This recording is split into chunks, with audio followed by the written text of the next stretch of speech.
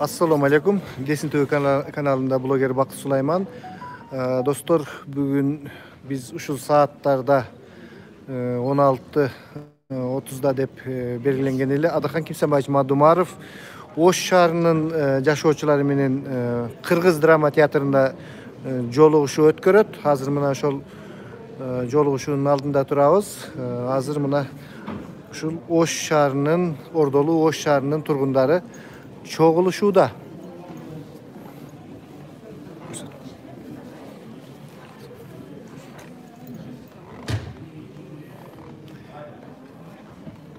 Эже атыңыз ким болот? Жакшы. Ушул Adakan Kimsembay Madumarovду колдоп келип отурат окшойсуз. Жакшы. Илгертен эле колдоп келет, мен такыр өткөрөр да койдум. Өтүп калат буюрса. Жакшы. Мына адамдар келип жатышат бардыгы.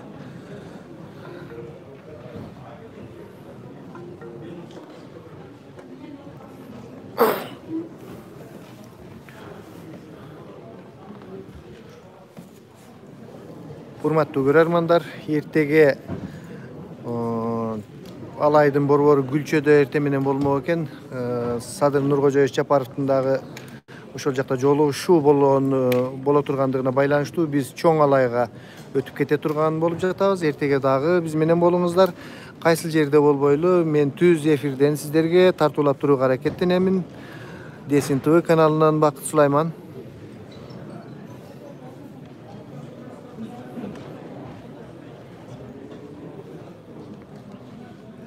Куршапта абдан көп адамдар келишти. Adakan Kimsembay Madumarovга кара карегер чоң бир атты тартуулашты эле ал киши албаймын мындан кийин бул нерселериңерди токтоткула деди. Бирок анан элдер ага көнбөй өзүңүн жериңе келгенде кандай мындай кылууга болбойт деп баягы кыргыздардын салт санаасын билесиздер. Ошентип кыйнап жатып мингизишти. Эми биздин салт экен ушундай. Бул деле мисалы мага жеке мындай жага бербейт. Көрүнгөн жерге барып ат беришип, калпак кийгизип, тоң кийгизишип. Эми бул салт экен. Акырындан калаттыр эми. Ошол бүгүнкү көргөн окуялар. Достор, бүгүн биз Adakan Kimsembay Madumarovдон Аралаш Азия каналыбызда ушул маек курууга аракеттенебиз. Рахман Разыков агай сүйлөшүп жатат. Эгер мүмкүнчүлүк болуп калса, биз ушундай маекти уюштурабыз. Бирок убада бере албайбыз. Ошону азыр пландап жатабыз. Абдан бул кишилердин күндөгү түзүлгөн бул пландары каттуу мындай экен, тыкыр. Ошондуктан айта албайбыз. Бирок биз ошондой нерсени мерчемдеп турабыз. Биринчи маекти ушул Adakan Kimsembay Madumarovдон баштасакпы деген пландарыбыз бар. Биз айтканбыз, өткөндө Аралаш Азия деген канал ачылды. Ушул Рахман Разыков жана Бакыт Сулайман мен ушул эки киши биригип ушул каналды иштетип кечээ биринчи бет ачарын кылдык. Эми буйруса ушундай бир маектерден жана башка саякат, саясат, ар кандай окуялар ошолордон кетирмекчибиз. Биз менен болуп туруңуздар, урматтуу көрөрмандар. Азыр буйруса бир нече мүнөттөрдөн кийин Adakan Kimsembay Madumarov дагы келип калат.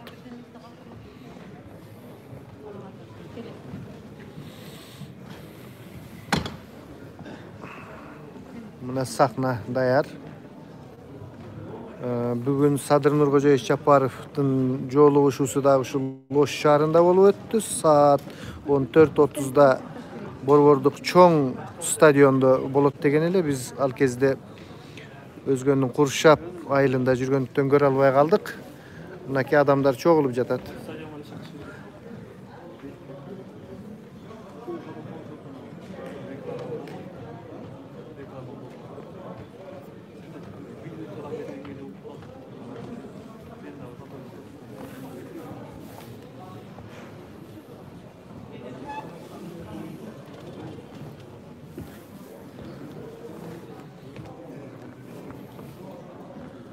Адамдар чогулуп жатышат. Мынакей эшикти көрсөтүп коелу. Урматтуу көрөрмандар, ойлоруңарды жазып тургула. Андай мындай суроолор болуп калса жооп берип калышым мүмкүн. Aleyküm selam.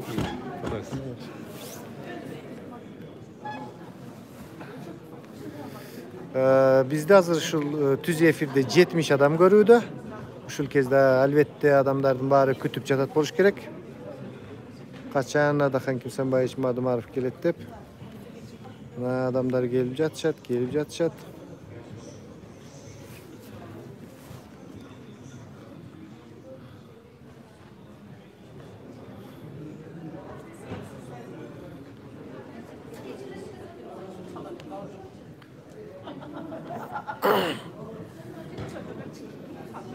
Mayram Satarov, Allah'ın özü koldosun. Adakan kimsen bayı işteyt. Rahmat Mayram, rahmat. Pikirlerdi yazıp durunuzlar. Madumarov'da Sadı Japarov kokuşup, el kulağına jaga turgan sözlerdi aytıp, үйрөнсө жакшы болмок. Madumarov'dun sözleri el kulağına jagat ele. Bar ele jakşı gelingizler, gülçölüktör deyt, gülçölüktör çakıp jatışat. Vakit bayke rahmat sizge tüz efir alıp bergeniniz üçün. Koldan gelişince urmattуу görarmanlar, biz sizlerin kızmatınızdardabız. Men Kurşap'ta şunday tüz berүү alıp barıp jatıp, kapısından ele kameram ün öçkön jok, özü öçüp kaldı. Anan kayradan ulanttık, şonday nesler oldu. Bul dram teatrının administrasiyasından okşayt. Maskalardı taratıp arganday özörününday alыс oturgula dep azırkı epidemiologiyalыk kırdaalga baylanıştуу öz janagындай mıyzamlarını aytışıp erejelerini düşündürüşüp жүрүшөt. Bul jerdegi iштеген ayımlar adamlar olsa gelip atat.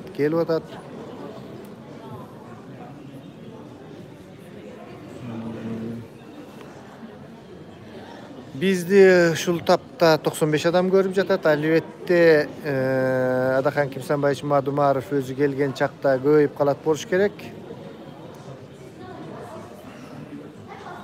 Jakşı pikirlerdi jazabız, uyat sözdördü, bürögө jaman начар мамилелерди сөгүнүп, сагынып, андайларды кылбаңыздар достор. Mına bizim kollegalar aparattарын götөрүшүp, men kamera menen tartmadım. Antkeni biz tüz efirge çıkıp jatabız. Kamera menen tüz efirge çıga albayt ekesin. Al эми telefon menen tüz efirge mümkünçülük var. Bizim telefon şol помещениянын içine karаңgı жерге киргенде начар тартып калат экен. Эми мындай биздин сапатыбыз бир аз начарыраак болот. Бирок ушул негизги көрүү начар болгону менен үндөрдү жакшы алып берүүгө аракеттенебиз достор. Kanaldan çıkpay turunuzlar.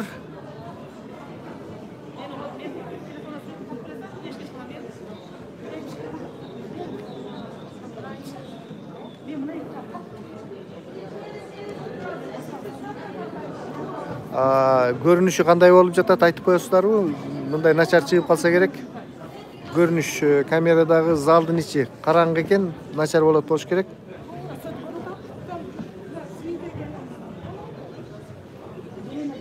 Rahmat jakşı görse bolot eкен, demek. Sırtta jakşı bolot.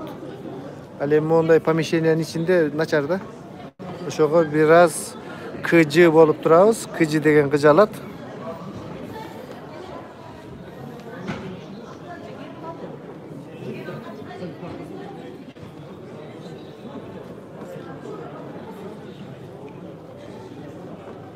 Rahmat bizge жооп берип суроолорду берсем, активдүү болуп катышып турганыңыздарга абдан бул маанайды көтөрөт. Анткени мээнетиң бир ыраатын көрөсүн дегендей, кичине силер сүйлөп турсаңыздар, биздин көңүлүбүз көтөрүлөт. Баары сонун көрүнүп жатат. Рахмат.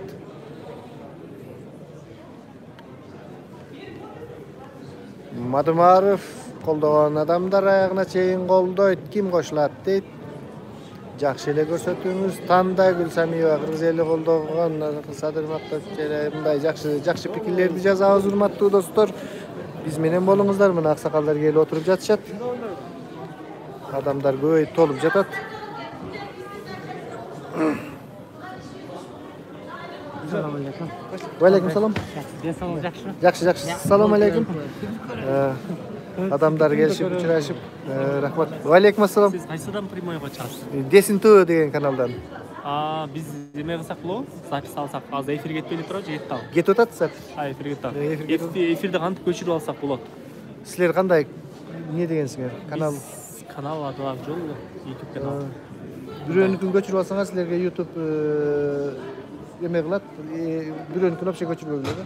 Yok. Вообще көчүрбөйм да. Жо мындай кичине өзгөртүп рамкага салып көчүрүп алсаңар болот. Yok, көчүрүп берсе болот. Siz жалпы бербесеңиз. Жо мен кожалып бербейм, робот өзү берет да. Yok, robot da андай Автор трактор, жүрөк кеңири. Yok, men көчүрүп алат. YouTube'da иштейм, андай кылбайт. Сиздин канча подписчигиңиз бар? Сеники канча? Миллионго жетип калды. Сизге Биздики андай эмес, биздики мындай эле. ошон үчүн Уят. YouTube'дун сырын жакшы билбейт экенсиз. Мен кичинекей неме кыла коюп кече күнү бирөөнүн Мирбек Атабеков дегендин жөн ал өзү ырдаган эмес. Ыспай Абдыкадыровдун ырын Абидин Темиров тарткан, ал ырдаган бир туулган жери сагын. Ошону тартып койсом мага бан жөнөтпөдү. Автор алар эме да. Алар белгилүү лицо да. Анан жана болсо ырлардын автору бар да. жана гимн эмес, жана Кыргызстан деген ыр курчапта чыкты го. Сен Алардын бардыңбы? автору бар да. Жок, Ал видеонун авторлору жок да. автору менмин да. Жана Кыргызстан деген Патенттеп алган эмессиз да. Жок, түшүнүп атам. Неме Кыргызстан деген музыка чыкты го, жана сен бардыңбы? Ошон үчүн мага предупреждение келди. Алар патенттеп алган, ал музыкалар чыкканда алар патенттеп алган. Аны кичине кабылдансаң да сразу алып алат. Ошон үчүн аларды пайдаланууга болбойт. Уруксат сураган менен да болбойт. Мен пайдаланган жок, жөн эле мультик тартып атсам чыгып калып атпайбы музыкачы? Робот автоматтык түрдө өзү анализ этет да, нол жерден чыгат да. Немеден, фарфардан чыгып. Жок, тартып бер меникин. Сен меникин кантип алам дейсиң? Кийинби? Жок, прямой эфириңизди эле сразу өзүмө подключение кылып коём. Сизден кеткен прямой эфир менден деле кетет. Неме кылдырып? Эгер кааласаңыз жок экен, биз эме кылмайбыз. Мели кылбай эле туруп тургачы анда. Биздин өзү немелер бар да, интерес. Белгиле. Саламун алейкум. Не деген канал сеники? Мен айтат элем, маалымат таркалсын, менин каналым реклама болсун. Көңүлдү кене кое туруп, поделиться кыла бергиле, бөлүшө бергиле деп. Рахмат. Сизге деген канал? Десин ту. Десин. Курчапта да жүрдүңүз, а? Окшоп. Жана Кыргызстан деген музыканын чыгып ырдады, ошондон предупреждение келди сразу. Бүгүнбү? Бүгүн ошого чыгып калды. Мен ошого коркуп калдым. Кантип анализ кылып коет экен да сразу. Сразу анализ кылды. Ошон үчүн балдарга айтып. 191 адам көрүп аткан, а? Адам жакшы экен, а? 200 адам. Урматтуу көрөрмандар, биз бул жерде YouTube'тун монетка тиги буларын талкуулап жатабыз. Өзүбүздүн коллегалар келишип, мен жана музыка капысынан эле Кыргызстан музыкасы чыгып калган үчүн мага эскертүү берилди. Ошол жөнүндө сөз болду.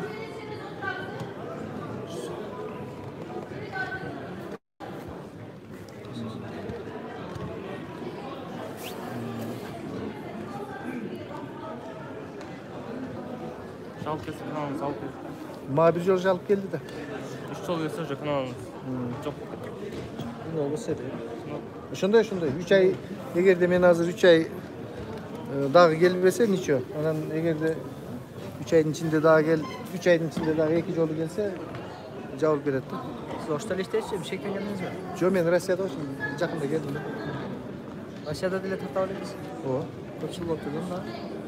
3 жылча болуп калды. Мен активдүү иштебейт элем да, кийин эме болуп калды. Assalamu alaikum. Sen yaman görüp. Алейкум ассалам. Sen söylеген сөздөрүңчү вообще мен өзүм Биз эфирде кетип атабыз. мен өзүмөн чыккандай сүйлөйсүң да. Десин ту. Молодец. Россияда да чыгып баягы эметип аттым го. Мен позвоночник тууралуу да сүйлөп немелерди айтып аттым. Вообще молодец. Мен Аяшулун концертине иштирдим, музыканы. Балам аерде русский народный инструмент бар. Әділет бар. Ошого чыгып азыр айтты, десин ту. Айышта dedi. Анан эле сурап, атың ким эле? Бакыт. Бакыт жамансың, давай. Рахмат. Ушу менен кошо келе атасың да, сен. Рахмат. Молодец. Азыр Россияга барбай калдыңбы? Аз бияктамын азырча. Жок, Россиядан чыгып аткансың да. О, максат, эфирден сүйлөп атам. Дейсиңби? Давай, удача, а? О, келишип тиги Адыл Акжол деген неме экен, келип алып анан тартайм тиги бир өзүңкүн кыла бер дедим. Мен билем аларды делечи.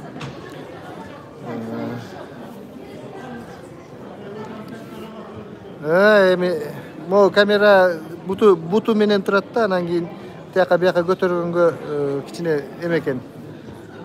Оң келбейт экен да. Анан ошого азыр бир жерде мына орноштуруп койгом. Эл мына жакшы азыр. Жок, келип атат, эми келип атат да. Азыр Адакан Кимсенбаевич Мадумаров келе элек. Ошол.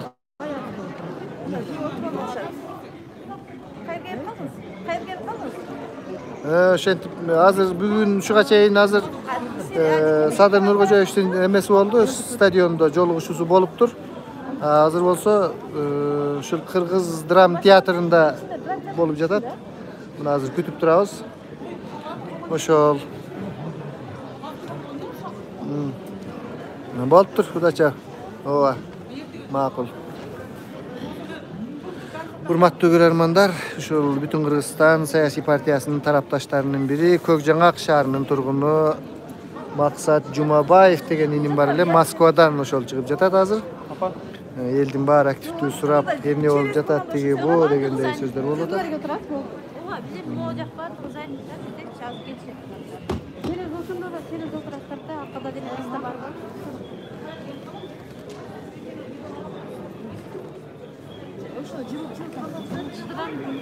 354 adam, dostlar 354 adam. Bizdi tüz efirden görüydü. Biraz menin ünüm naçar olup kalsa geçirim surayım sizlerden. Antkeni men mikrofonu jok ele, telefon menen turamın. Ошол өзүңүздөр билесиздер, мен мурда түз эфирге чыкпайт элем. Бүгүн ушул экинчи ирет, жана биринчи ирет стадиондо турганда штативи жок туруп, биздин видео сапаты начар кетип калды. Азыр мен штативке коюп bir жерде турамын.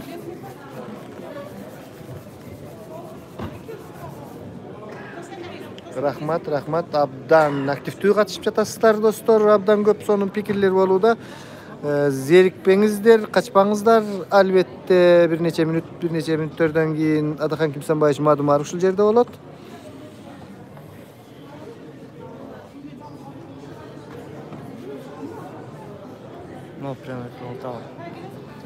Саламатсыздар, урматтуу достор. Акимов медиа каналына каттала кетиңиздер.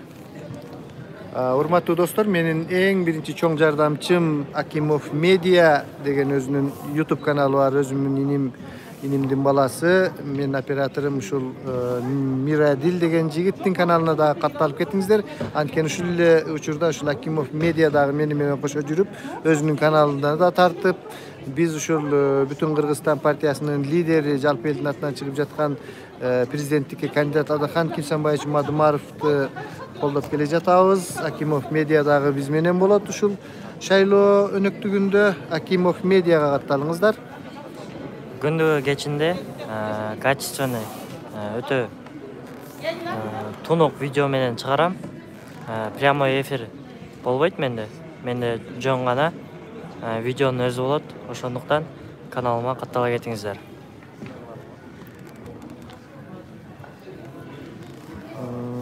Dostlar, mına adamlar abdan gele жатышат. Böyle kaldı. Mına Akimov Media kanalının administratörü, benim balam.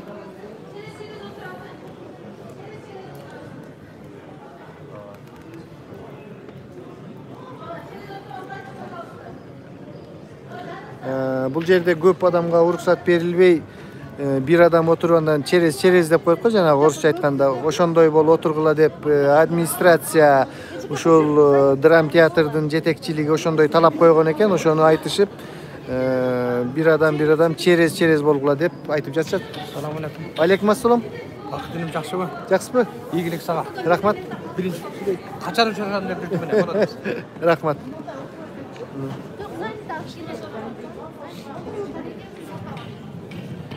Урматтуу достор, биздин көрүүнүн мындай видеонун сапаты кандай болуп жатат? Жакшы элеби?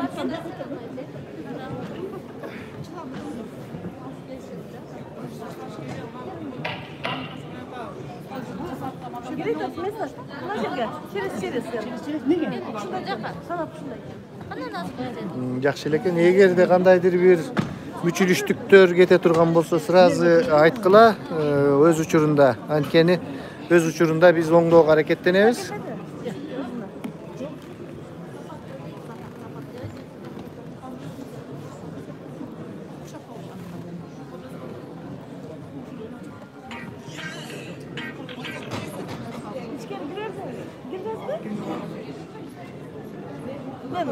Madumarovga Moskvadan salamlar joldonup жатат.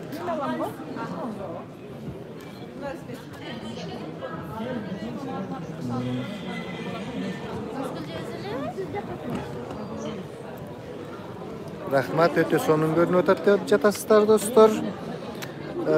Biz ушул мен жана да айттым, жакын арада Дахан Кимсанбаевич Мадумаров менен маек курабыз. Мен курбайм, менин каналыман чыгат, бирок Рахман Разыков алмак болуп жатат. Бир кенен мындай саясаттан алысыраак, бир ушундай жакшы бир маек кылалы деп жатабыз. Буйруса биздин каналыбызда жакшы нерселер болот. Кандай Бакыт Сулайманов, жакшысыз. Рахмат. Сиздин видеолоруңузду калтырбайбыз. Рахмат. Азыр эмени да кошоп да аябай сонун өткөрдүңүз. Рахмат. Ишиңизге ийгилик. Рахмат. Дайым ушу чыл тарапта, таза тарапта жүрө бериңиз. Рахмат. Биздин көрөрмандар тааныган мен селфи кылып коюнчу акам. подписчиктер келди. Мына азыр бир киши келиптир, мага селфи кылам деп. Экөөбүз селфи кылып атканыбызды бир көрүнүп калалы. Мына камера. Мама. Мына достор. Жок, мына жер жакшы эмес да. Кармап турбайбы?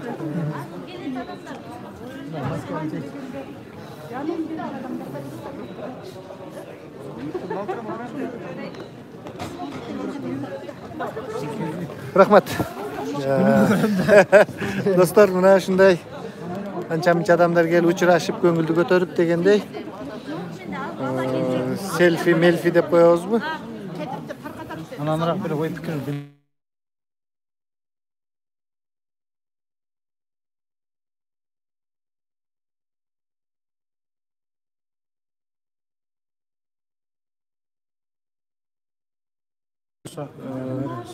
Кандай мындай кылып камерага жакыныраак сүйлөгүлөчү. Эмне ой пикир бар? Кичине үндү катуураак. Assalomu alaykum. Destin TV'nin görüşleri. Bizde oy fikir ушул Дахан Кимсанбаевичти колдоп келдик. Дахан Кимсанбаевичти şu президент болуусун каалайбыз. Ушундай билимдүү, илимдүү, чынчыл адамдар президент болуусун каалайбыз. Бул кишинин мурдагы шайлоо ар дайым бул кишиге добуш берип келем. Себеби бул киши мен ушул бала кезден бардык жеке тарых таржымалын биринчи муну колдоордон мурда 2011-жылы президентке бул кишиге ар дайым каршы пикирлер көп айтылат. Чиновниктер тарабынан, өзүнүн кесиптештери, кээ бир эл тарабынан. Бирок ошого карабай бул кишинин бала кезден берки толук тарых таржымалына кайрылып, окуп, кайсы билимдин ээси, кандайча бул киши жер сатты, кандай кызматтарды кылды, кандай милдеттерди аткарды, эл үчүн кандай жакшы иштерди аткарды, ошол тарыхтарын бардыгын иликтеп көрүп, анан ошондон улам ушул кишини Сен түшүнбөй калдым. Жер сатты деп айтып атасың, ал эмне болду? Себеби дегенде ал баягы каркыраны сатты, Баткенде да жер сатты деп айтып атышпайбы? Ошол айткандары боюнча дагы мен карап көрдүм, өзүм жеке интернетте, анан Тише. айрым ушул саясатты түшүнгөн адамдар менен кээде сүйлөшүп калганда ушул темаларда көп сурайм. Себеби дегенде бул кишини ошентип айтып келишет, бирок бир дагы бул киши ар дайым мен билгенден ушул 2013-жылдан бери кызматта жок, бир 11 жыл ашыпка болуп калды окшойт. Оппозицияда жүргөнүнө. Бирок бул киши ар дайым ушул чындыкты айтып оппозицияда өз пикирин билдирип келет. Ошого карабастан муну жер сатты, башка деп айтыш күнөөлөп келишет, бирок бир дагы бийлик бул кишинин үстүнөн мыйзамдуу түрдө иш козгоп. Рахмат. Атыңыз ким болот? Жок. Менин атым Эмилбек. Эмилбек. Чоң рахмат Эмилбек. Азыр бул эже дагы сүйлөшөм деп жатат. Эфир башталса сүйлөшүп койсо. Эже келиңизчи, өзүңүздү тааныштырып кетиңиз. Сиздин атыңыз ким? Менин атым Курбаева Назгүл. Рахмат. Өзгөн районунан болом. Кызыл Тоо айлык өтүнөн. Мен дагы ушул Дахан Кимсанбаевич Мадумаровду мен акыл эсим киргенден бери колдоп, дайыма шайлап келем. Мен апам 70-ке чыккан. Апам бизди ошо тууга багытта Катуураак сүйлөңүз, угулбайм. апам бизди ошол туура багытка колдоп, туура багытты тандатып бизди апам бизди башкарып келет да. Адахан Кимсанбаевич ушул лидерлердин ичинен мен дагы баардык лидерлердин пландарын көрөм, ар бир лидерди көрүп анализдейм да. Анан ушул Адахан Кимсанбаевичке мен ушунчалык баа бердим. Бир принципте турган, эч качан сүйлөгөнүнөн кайтпаган, эки жүздүү эмес, дайым чынчыл тарапта, дайым элдин астында эл менен жүргөн жалгыз ушул Адахан Кимсанбаевич экен. Адахан Кимсанбаевич единственный достойный президент Кыргызстана, которого можно уялбастан башка мамлекетке барганда уялбастан сыймыктанып көрө турган бир гана жалгыз Адахан Кимсанбаевич.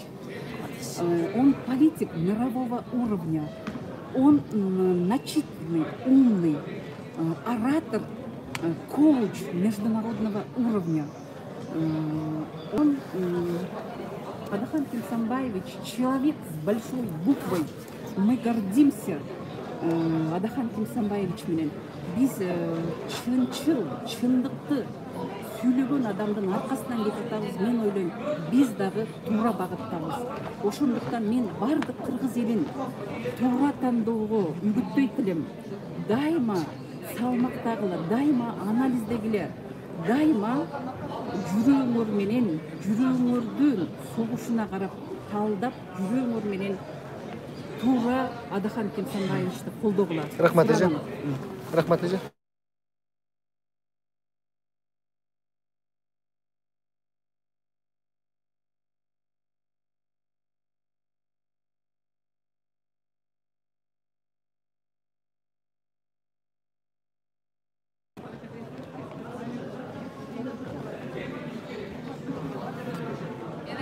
Kızlar sahnada nanın tuzun daярдашып турушат.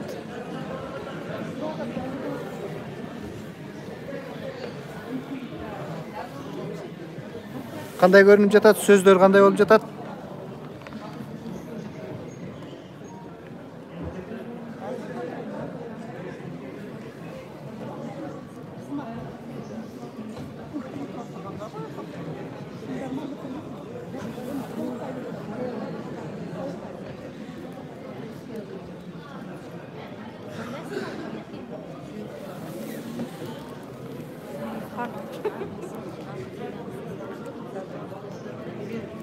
Рахмат, Бостон айылынан сөзгө сөз жок деп мактап коюшуптур. Демек, микрофон жок болсо дагы биз жакшы бара жатабыз. Эртеге мен микрофон менен сүйлөөгө аракеттенемин. Буга караганда бир аз сапаты жакшы болот, достор.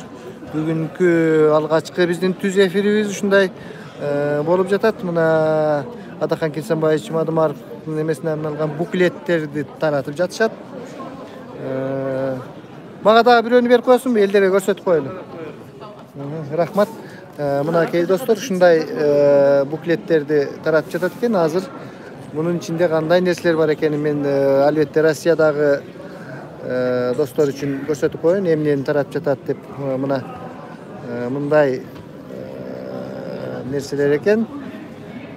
Бул жерде эмгек жолун качан баштаган 85-87 жылы Ош облусуна караштуу Өзгөн районундагы Кайнар совхозунда жумушчу Шумкар комсомолдук курулуш бригадасынын башчысы болуптур. 1992-94 жылдары Кыргыз Республикасынын басма сөз жана маалымат министринин референти, Түрк Ааламы газетасынын башкы редактору болгон экен. Азыр мен сиздерди бекер турбай ушундай тааныштырып турайын, достор. Assalamu alaikum тугандар. Башталып да калды, достор. Кагаз ручка берилген болсо, убакыт кетирбей суроолоруңуздар болсо жаза берсеңиздер болот. Азыр 5 минуттан кийин биз баштайбыз. 5 мүнөттөн кийин демек башталат экен, достор. Мен тиги кагазды берип койдум. Мына кичине көтөрөлү камераны. 5 мүнөт, достор, 5 мүнөт. Чыдап туруңуздар, эфирден кетпеңиздер. 538 адам бизди көрүүдө. Азыр Азыр Атакан Кымсанбаевич келгенге чейин атайын алыстан келген, Ноктан районунан келген Садык Маматемил деген абабыз бар экен, ошол аксакалды чакырсак, ошол бир-эки ооз сөзүн сүйлөп турса.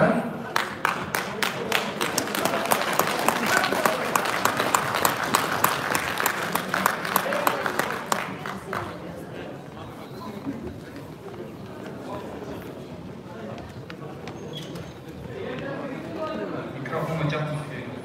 Adamlar kelgенче сүйлөй берет. Assalamualaikum warahmatullahi wabarakatuh. Жолугуна катышуучулар. Аксакал сүйлөп жатат. Биз мына азыр бүгүн дагы Кыргыз Республикасынын президенттигине талапкер улуу чыган инсандарыбыздын бири Атакан Кылсанбаевич Мадумаров менен жолугушуу убактында турабыз. Мен сиздерге бир-эки ооз сөз айткым келет. Бар министрлердин колуңуздарга мынау келди. Ушул жерде бул кишинин эмгек жолу кыскача жазылган экен. Мынау жерге отургандар биз только бир гана жолугушуу катарында кездештен бүгүндөн баштап азыркы мүнөттөн баштап биз Атакан Кылсанбаевичтин ушул шайлоо өнөктүк мезгилиндеги ар бирибиз ишенимдүү адам шайлоодо байкоочу катары шайлоого чейин эң жакын агитатор катарын өзүбүз эсептешибиз керек. Эмнеси бул кишинин эмгек жолун карап отурсак айрым 30-35 жаштагы журналисттер шундай көкөйгө тирет. Ey Атакан Кылсанбаевич, sen elinden ne kızmaklı koydun? Mamleketken ne kıpranı geldiğini yazma oluyor. Ama o özü bilirken, Атакан Кылсанбаевич kanday engel yolun başlatkanı. Ben bu cihette 95. yılı parlamentik sayılığına bugün de saat işlerimizi uzatkanında tanı kalan ekenim. Anadolu tanılarının Lenin yolu karşılaşma. Şöyle sayılışlar benim yol kanı var, onda cinsiyet kandidat benim birge.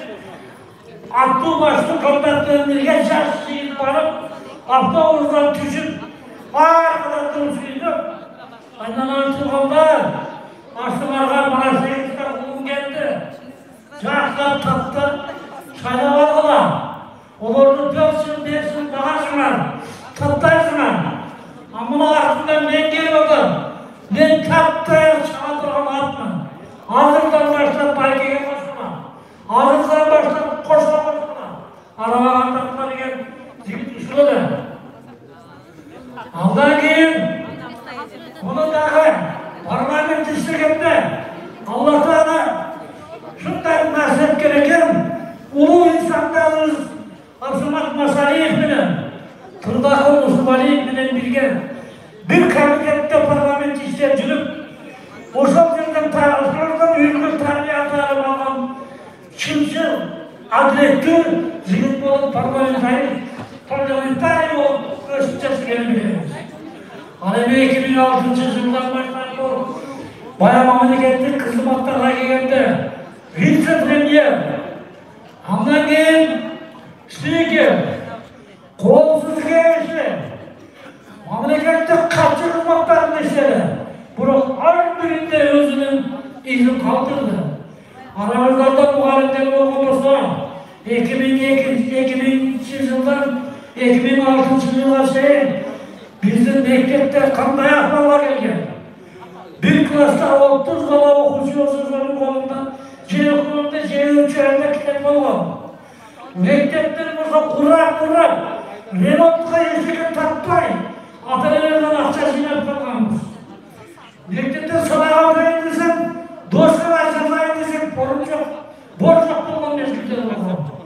Vice-premier olup erge bilim veririm. Madalya, sana, salmaktı saklı tarmakları ceketli attığında milyon doğum pullarını ekanını yok programlaşma girmişti. Yolda gelişken ratifikasyonları görüp prezidentke kol koyğanda usul tokta kol koyğanda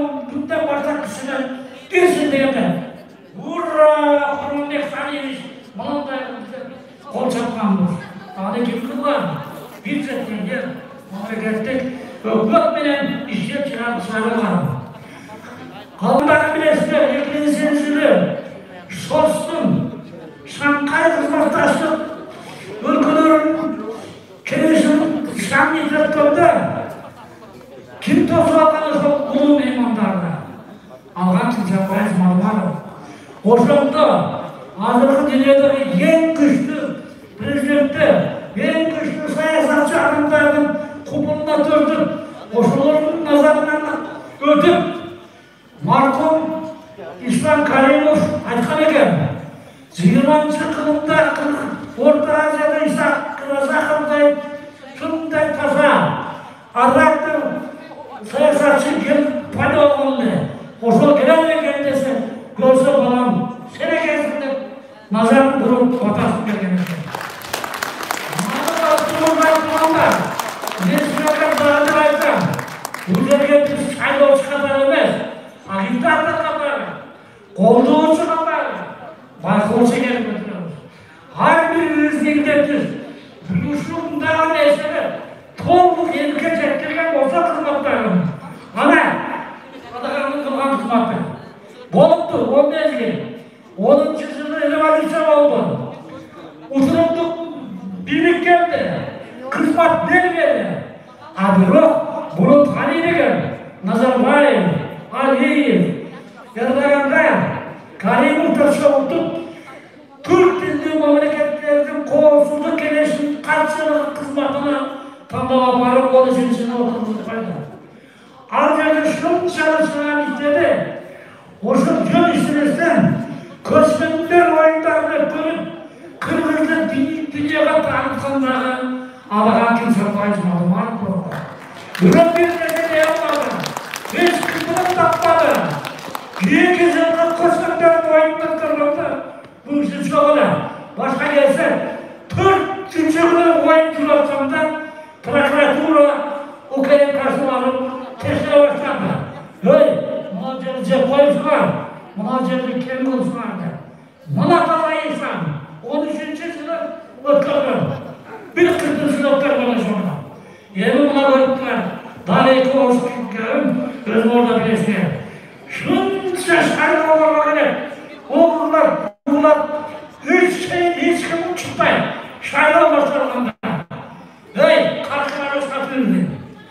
Hey, markette satıyordu. Oğlum başkan ne kadar sonra? Antara olsun degende, kol emne, kerişin emne, malisi düşündü olan makuluktan, kallası çoktu, şimdilikler arasında sağlıyorlar. Sen sonra kaşımayın. O degene adam. Rahman ağaylar bilmem biz bir yaka girdik, sırtlanlar üzerinde olsa gerek. Gelişin, al, bir. Kana kim görenleri şu katları sattığında, kaça dolar aldırıp, adakam. $1 alakam olsa, adakam tümüge oturur, çilik koydu ya. Ayı uçak, günü uçacak. Hiç kim, hiç de kalmayın. Tanrıca bizden ne kadar? Bana birlik yüzün Paris dilinden, Paris şaylalarında söyledim, şunda ödülü otarız. Nukura yeni söylüyor. Geçerken Afrika parlamenti söylüyordu. Ama biz sürdük bu katı rayonunda. Bitti. Agitasyon gayret belgelerimiz yok. Agitasyon isteklerimiz yok. Bitti. Belkoç isteklerimiz yok. Yürü sayılar biz koyduk. Rayonda 2. oranda alıp çıktı o sonra rayonumuz. Orada bayağı birlikti. Şimdilikte ölen birlikte Kırgız'da gelip Kırgızistan'da diplomat akşalar, takatlar üstünde oturup kaldı. Bir gün tanıdığınızda sen suça boğazına vardım. Elgin cırabıkta barıken. Onu dağı tren getirip koymadım. Bir adamınız, on adamını üttüktü yedim. Çok zilipti sana verirler. Ben size dışarıda. Baklar da oyunda oldu. Bul Aksakal özü sözünü qaraganda muğalim eken, abdan aratır kıyın kişi eken, mına köp abdan süylödü, tuğra sözlerdi süylödü. Emosiyası da gayabay bakırıp, oşon üçün mikrofon жаңырып ketip жатты. Ошол сиздер микрофондон алысыраак десиңер, мындай сапат ушундай болуп жатат. Кечирим сурайбыз сиздерден. Аксакал киши аябай ушундай орусча айтмакчы ат души сүйлөп койду.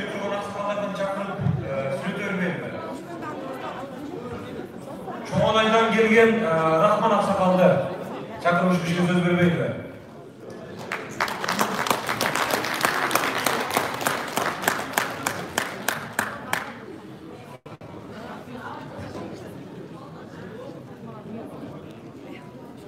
Mına orunduklarda bir adam oturup, ondan keyin boş, bir adam oturup, ondan keyin boş. Mına bunday kılıp oturguzup жатышат.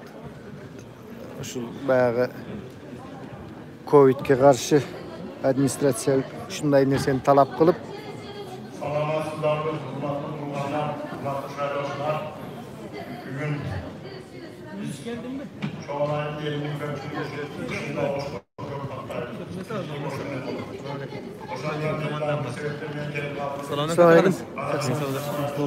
Aleykümselam. Bu aksakal Çoğalay'dan geliptir. Ağzına kavuşturmaklarını bilirsiniz.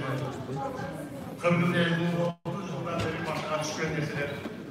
Yeni cadavı, Şayrol'un cadavı, Çiftekçilerin cadavı, Mahtor'un cadavı, Uvalılardan cadavı kırmızı.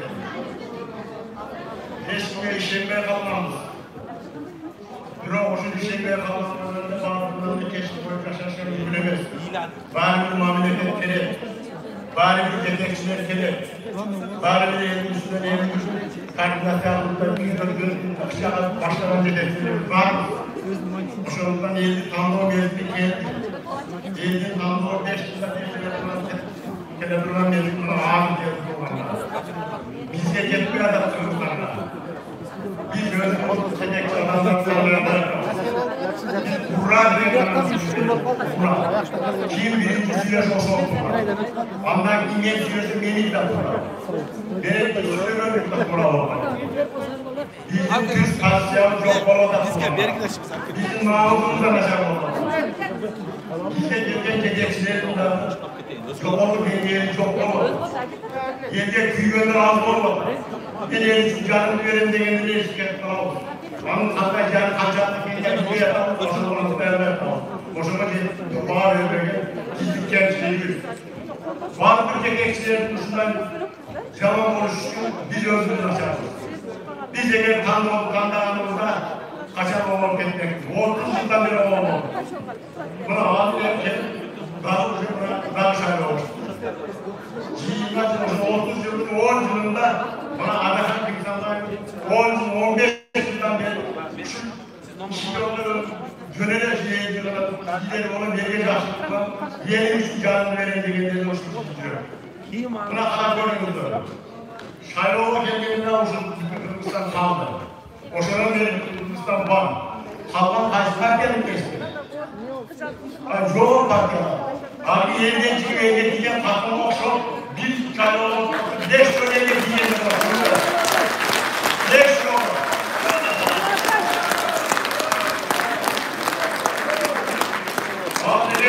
Diyen kapılar cevap görmedi, elini herkesi koydu ayağına. Boşun 5 yere diyor hatta. Habibimde yüzlüğüsü var, Balaçakası var, Kurbanlığı var, Yeli var, Kırgız, hatta Bankı var. Bana niye dikiyor? Kayseri'ye yok. Yerden hakkı var, yerden hakkı var. Bu değil, Kayseri'ye bıraktılar. Ağzından boşalıp toplu olan işiniz geldi. Ağzından boşalımda. Boşanlıktan tanrıyla olanlar. Adakan Madıvar, uşun tikelekte yalnızlığa tanrı başladı. Ne körüklara, ne kolunu kanmaydı. Bugün boşanlık kolu kanma koyuşu diye götürdü. Rahman dediğim başka boşanlık kolunu kanmadı. Şurada, nerede Rahman Rahman? Tanrımadı Rahman dediğim şolayla olur. Şimdi boşanlık kolu kanmadı, Adakan kolunu kanmaydı. Boşanlık bana yüzünü bir tipe koydu. Körükler yerine ne koladı?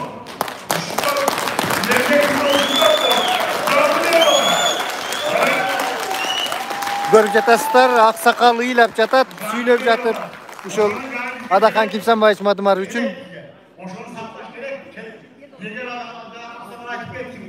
Adakan neyi aklında güneş olan bir kere kala öğretile.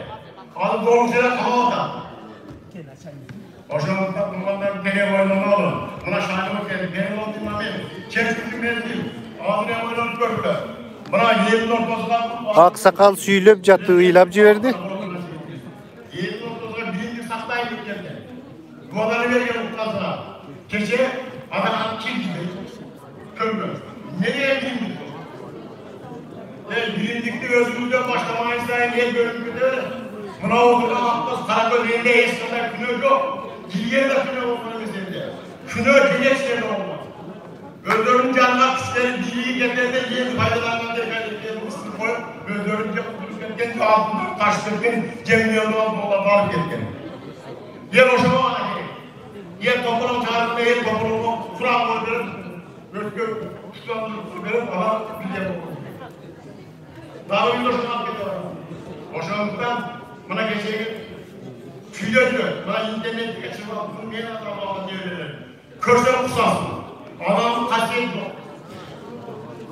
Bir bakay bir tam görüyoruz. Tam ayağından böyle kalın kaynaklar var. Böyle bu Kayseri.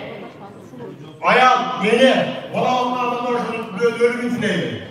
Hayat gece olursa. Anarcakta olsa bir önce taş taraf körünmeleri, cakalar körünmeme gemeyle şimdi. Boşanmayı yeter, yetiyor, ahmaklar çıkarıp koyup boşanmayı katayı memleket olur. Yeger başına kiminsiz adam olsaydı toplu. Nağa doğruslarım, bana tüy bölüm, adam cenabını yaptığına yemin Yerin olmasın, böyle söyleyeyim, zira yaptılar. Yemin zira yaptılar. Şimdi yemin zira yaptılar. Geçen var, boşan kandidat duruyor. Toplu oldu, hayırlı soramıyorum. Kudaların da parmağı bizim, 5 kilo koyup koyun diye. Uçulacak sözdü. Kudaların anlaştığını kişi ona koyup koyup. Bu cahsızlık ister. Ama ayağını da koymaz onu koyup. Canına giderler.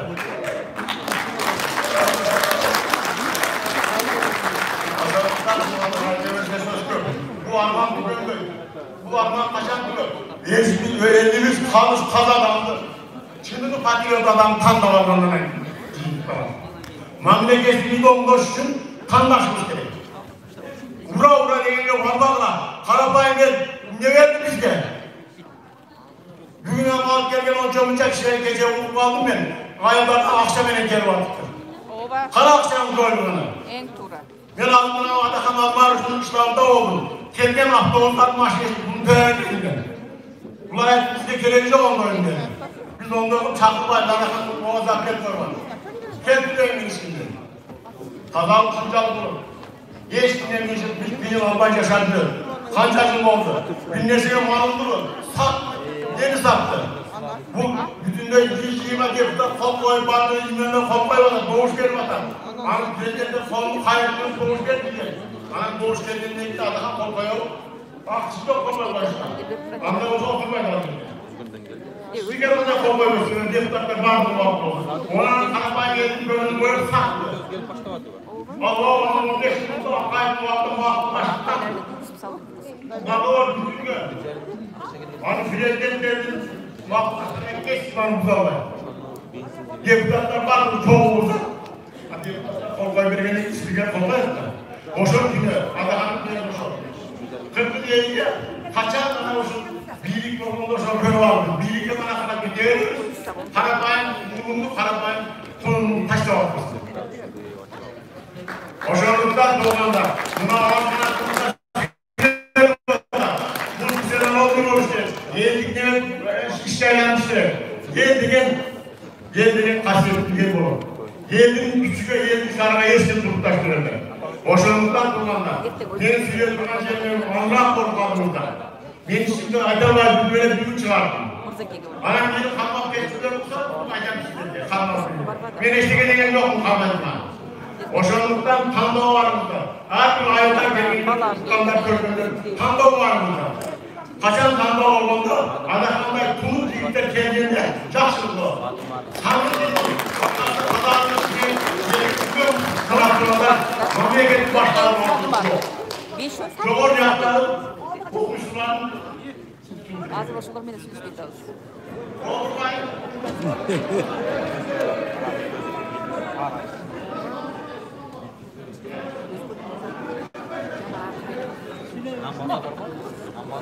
Ay.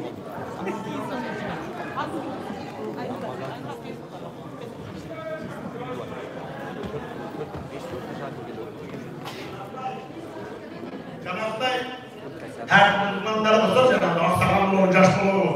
Yedi dağıtman, yedi jamandağanlar, yedi bölüm, yedi buzak. Janatlar gülgüler yolda. Ne böyle kirbe koyup, köpke kirbe değil. Al degen yedi buzul da.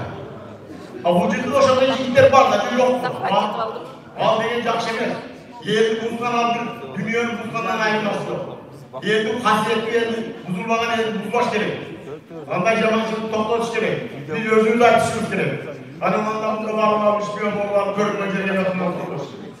Anamızın altında koyalım. Adakam adakam kazanıp çoğalmayız. Ağzınca yok. Bundan daha küçük, bundan daha tam boy, bundan bilim biliyor vardır. Bro bundan kesindir. 10 yıllar boyu bir kalıplar diyor. Hiç yıkanamaz, hiç yıkanamaz, sarılmay. Yemin getiriyor, uçacağımız var. Görünce böyle konuyu taşımızda keser aramam.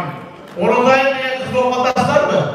Ova. Bunun bayağı kanun demesini sosyal sayılı çocuklarda internette iyi yapıyor. Moskva'nın ajansı köşelerinde köklerine iyi yapıyor. Gerekli. Oşonda bizim aksakalları, oşonda bizim cihitlerimiz, oşonda bizim elimiz sürüyor. Ya abi bu saat için var mı? Birbirine bağayında var mı? Oşon var, iyi vatan, adakançı. Cürüyor geçiyor, biz bu adamla yersinmeyin. Bizim için bir duvara versiniz. Biz o namusumuz var mı? Değilmiş mi? Başımızı götürüp güçlerimiz var mı? Ağzında başımızı götürürler var. Ne gelir? Kesinlikle öyle eşketmeye görüyor var. Birlikte eşketmeler, birlikteler yeniden birlikte güvenmeyenler. Birlikte güvenmeyen bir haftalık birlikte güvenmeyenler hiçbir eşketemezsin. Özgür canlı yaşamışsın. Adakan başılıyor orada. Oşanlıktan Adakan kurulu vardı. Can diye gece yaptı koyumuzlar. Bu sizlere elinin bir bölümünde içine bana. Sizlere gömdese çıkar. Şundan bir oyunu halinde var edersiniz. Şimdi talaşmazlar, kimseye talaşmayın. Bir kişiye çok olmadan talaş başlar. Adakan bir sanırdı. Uğraşıyorsunuz da koyumuzlar. Bilim gerek olsa, taciliva gerek olsa, memleketlik dengeyse, çek memleketlik örgütlerinin sürüşe tutmam olsa, törtlüğünü sürüye tutmam olsa, Adakan dayak var. Dayak kaldırdı taşla var.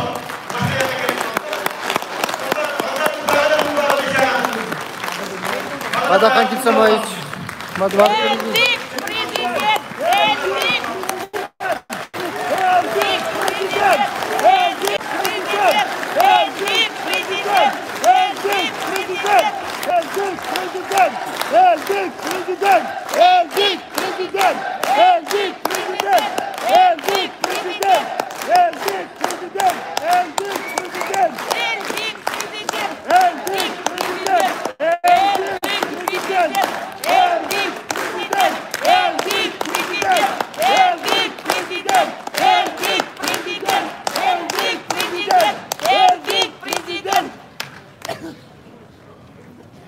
Anda Tuğanlar'ın Adakan Kimsembayevich önce geldi. Maksat buldu beni kolunu kısıp koydu. Yengen söz ayaktayım. Aydatı'ndan söz yok. Bu ne başlamazsa kanat verir. Bu böyle bir kursa buldu bana. Oranın da göz görüp kursa verir. Daha bir oturmayın.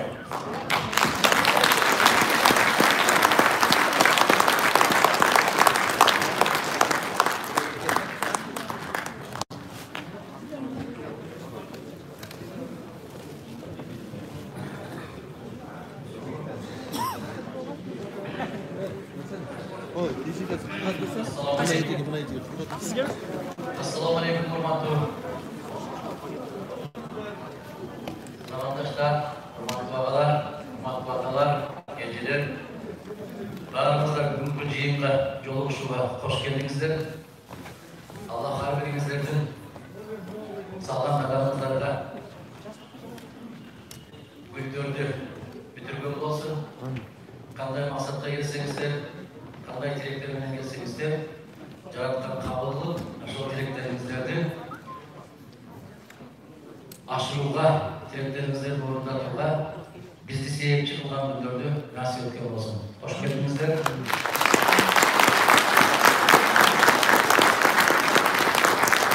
Биздин Кыргыз Республикасынын президентин шайлоодогу үгүт насаат иштеринин биринчи алгачкы күнү, мен үчүн алгачкы күн. Bugün birinci günüm şu yolculuklarını kuruldan. Hazır saat 7:30'da Kuşap Aydın'da Özgür Bey'in yolculuğu oldu. İkinci de yolculuğum sizlerden oldu. Buyursa erteğin çoğalayla çıkıp gidiyoruz. Ondan keyin mümkün oluşunca kısa vaktin içinde böyle yerlerge barıp yolculuklarga hareket kılabız. Özümüzde bilesizler bu kezeksiz şayrı. Kezeksiz şayrı olduğunda vakit mühürü bayağı kıskarat.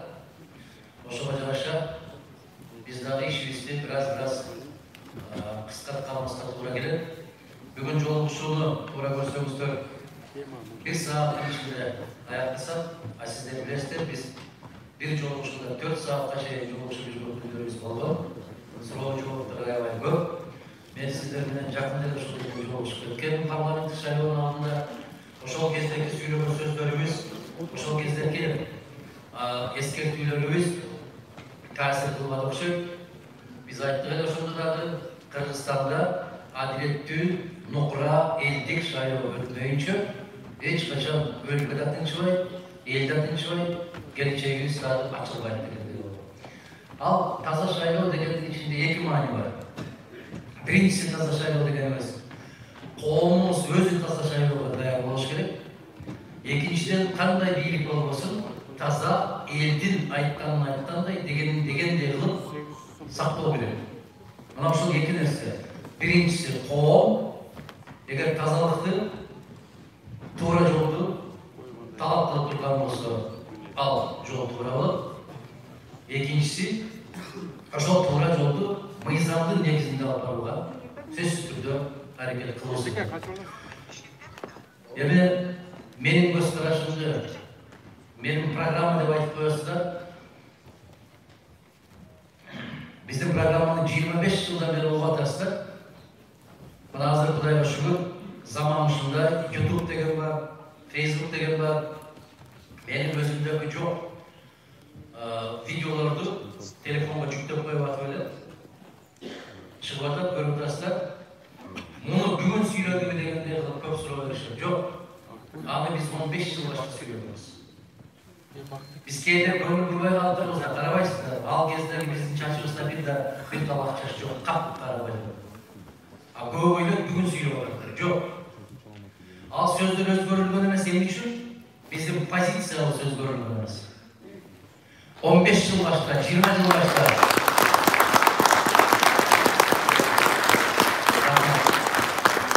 20 жыл башта эмнелерди көтөргөнбүз, кандай көз карашта болгонбуз, бүгүн да дал ошондой көз карашта. Ошондуктан көптөгөн биздин жердештерибиз, замандаштарыбыз качан кайсы жылы сүйлөгөнүбүздү билбей калды. Себеп баягы туруктуулук. А кээ биз саясатчыларды көрүп атабыз. 2 ай башка аякталат, 2 айдан кийин мейли. Бүгін бұл жерде тұрады, 3 күнден кейін қайда болғанын бір жаратқан білет, анам өзі білет. Біз урматтуу, қасиеттүү Кыргызстандын халкы жараткандан ушуну тилейбиз. Эч качан сөзүбүздөн мүдүрүлтпөсүн. Эч качан аягыбыздан мүдүрүлтпөсүн. Бизди сөзүбүздөн жамытпасын. Жараткан бир пендени жазалайын деген болсо биринчи кезекте сөздөн алат. Oğuzdan alırım. Ona hoşlan Kuday saklaсын. Her daim tuğra söz süylüğün nasip etken olsun. Tuğra yoldu tanıdamalı. Tuğra yoldu adaşbakanlıkta nasip etken olsun. Canatkandın bergen bu dünyada çalgandaki en çok bayılık uşul bayılık. Biz bayılık der, kurup koygun restoranlarımız demez. Bayılık der, banka salıp koygun açılarımız demez. Bayılık der, al jaktan, bul jaktan, gelip attan karajatlar emес. Байлык деп дал ушуну түшүнөбүз. Ошондуктан кирип келатканда бир аз мен сүрөтүмдү коюп туруп, сөздөрдү ярым мындайча кылып, мындай өзгөртүп кое берет да. Биринчи кезекте биздин бараткан президенттикке баратканда талабыбыз ушул. Ыйман, мыйзам, тартип. Биринчи кезекте ыйман бар.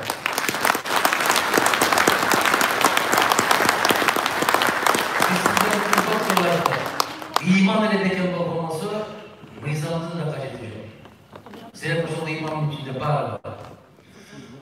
иман болса, мыйзамы керемет болса деле ал кармалбайт. Ал сакталбайт, ал аткарылбайт. Мына Кыргызстан ачык bir үлгү. 6 октябрдан баштап Кыргызстан мыйзам каласынан чыгып кеттик. Ушул күнгө чейин мыйзам каласына кирбей жатабыз. Муну кандай деп атасак болот? Бул бейбаштык деп аталат, башка аты жок. Бул мыйзамсыздык, бул жапайырчылык. Biz 6 октябрдан баштап Конституциябызга иштебей жатат. Эмнеге? Себеп кээ бир беренелерин аны өзүңүздөр жакшы билесиздер. 68-жыл жерде юристтер де бар, Сейит аке бар. Ал киши көптөн бери адвокат болуп иштейт, юрист жакшы билет. 68-ci беренесинде жазылып турат. Кыргыз Республикасындагы жогорку кеңештин орду жана алардын аткарып турган функциялары. Бул эмне? Эгерде жогорку кеңеш 28 октябрдан кийин ишин уланта берип турган болсо, анда ал мыйзамсыз. Булар 28 октябрдан кийин деле чечимдерди кабыл алып атат, референдумду өткөрөбүз деп атат. Булардын баары мыйзамсыз. Биз жараткандан буйрук болуп, парламенттин колдоосуна ээ болуп, 10 январда президенттикке жарышта биринчи болуп келип калган болсок, ушул 6 октябрдан белки кабыл алынбаган бардык чечимдердин баарын жокко чыгарабыздар. Конституциялык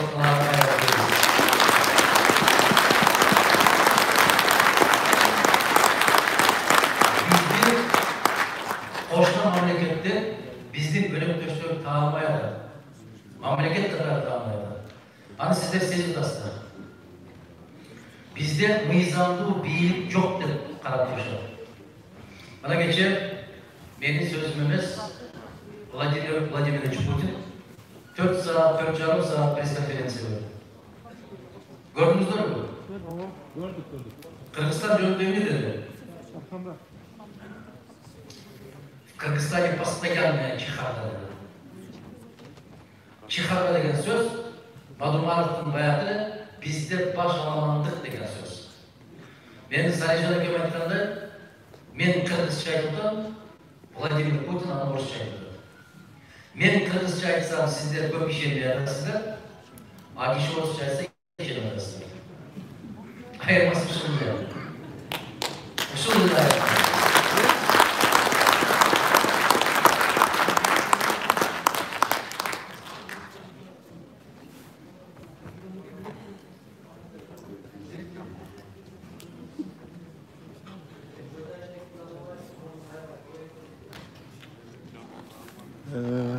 Көз айнегин издеп жатат Адахан Кимсанбаевич. Азыр суроолорго жооп берет экен.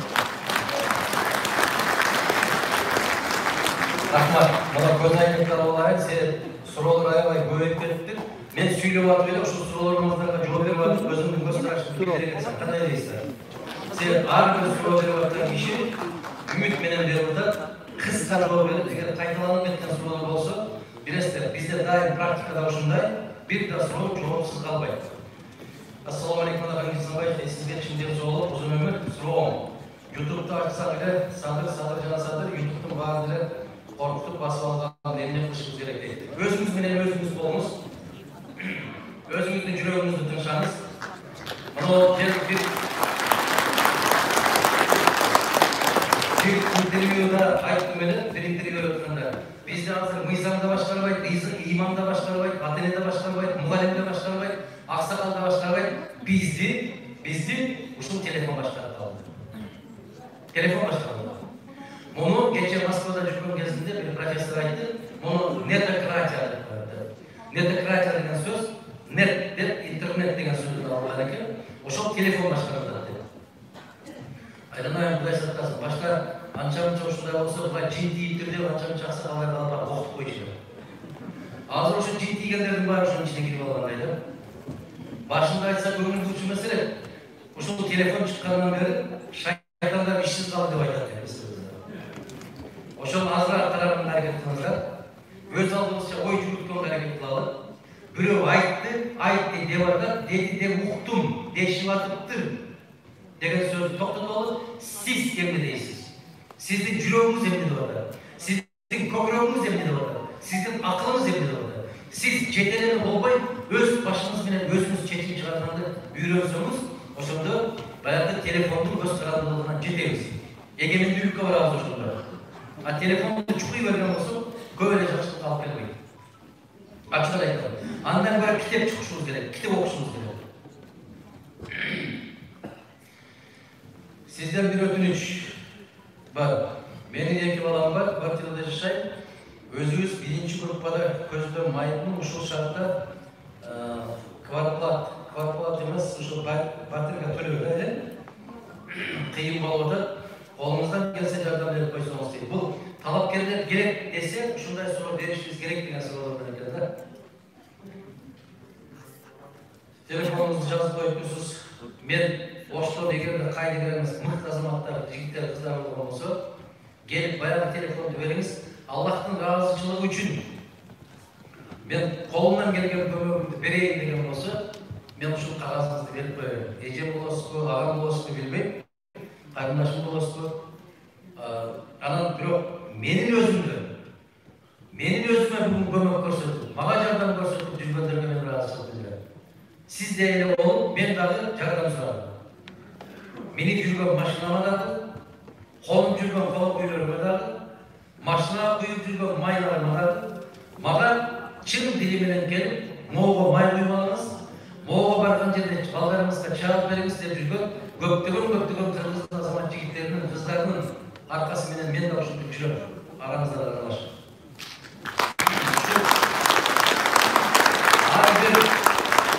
Ар бир мага үмүт менен кайрылган теңдерин үмүтүн актай турган күндөрдү Аллах насип кылсын деп tilep çıkıyor.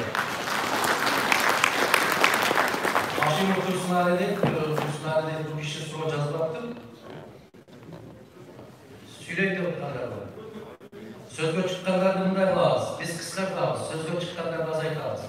Mümkün bolsa жетпейди de kılabız. 2004 жылга чейин Тажикстанга карап турган Алай районунун Сарыбол айылынын Кыргызстанга кайтаруусуна салымыңыз барбы Санжар дейт. Салымым бар эмес. Ошол жерде түп-түз биздин жасаган иш аракетибиз. Бул Раматлык Абсамат Масалиевичтин биринчи кезекте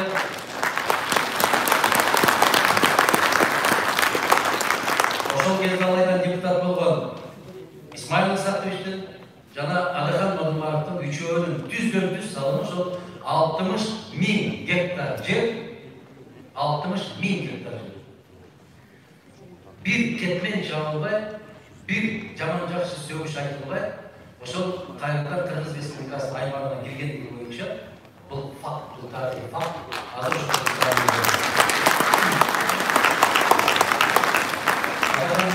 Allah болбосун сиздин ишиңизге эгилип, көлгө эми агитация кылбайсызбы? Кандай болот эми? Коркунуч пайда болуп турат дейт. Сиз коркпоңуз. Сиздин коркуп турган эч кандай жагдайыңыз эмес. Biz daim ушул позицияны карманып келебиз. Чакырган жерге барабыз, чакырбаган жерге басып барбайбыз. Бул бир. Экинчиси, касиеттүү биздин ысык көлүбүздүн жарандарынын, тургундарынын бүт баарын коюп бир жактабыз. Биз тарапта болгондор көп кече шайлоо мезгилинде көрдүңүздөр. Кудайга шүгүр. Насип кылып туз буйруган күнү биз жолугушабыз. Кыргызстандын кайсы бурчунда болбосун, кайсы жерде болбосун, барлық жерде жолугушууга биз даярбыз. Убакыт жетип барабыз.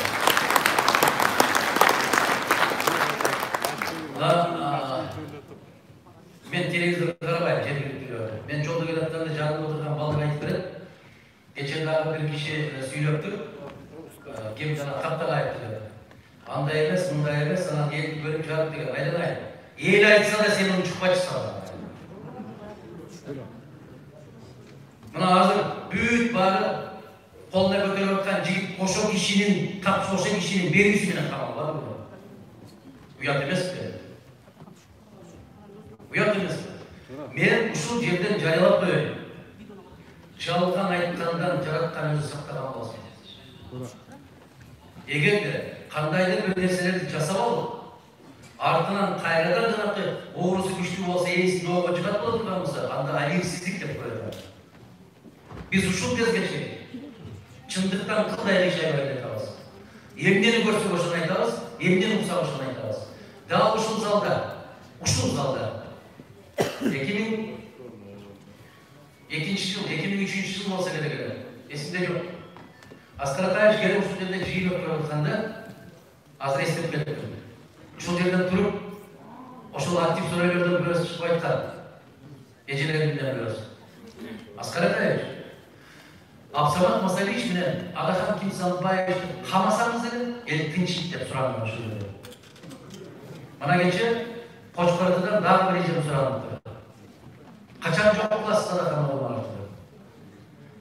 Мен ошолорго жооп берип коеюн.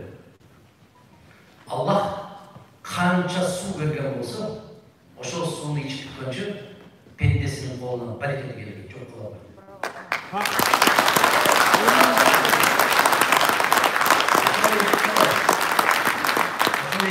албайт.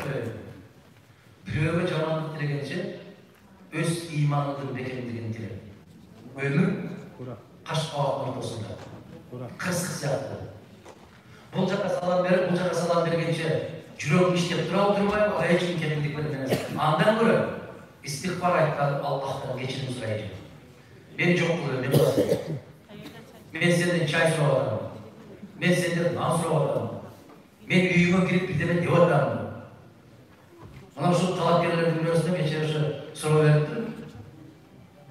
Качан жок кыласыздар? Бизди жок кылабыз деген азаматтар көп болгон. Эч качан ушул баягы коркунуч пайда болуп атат деген киши айткандай эле, коркпоңуз. Бир башта бир өлүм. Аллах пендени жаратканда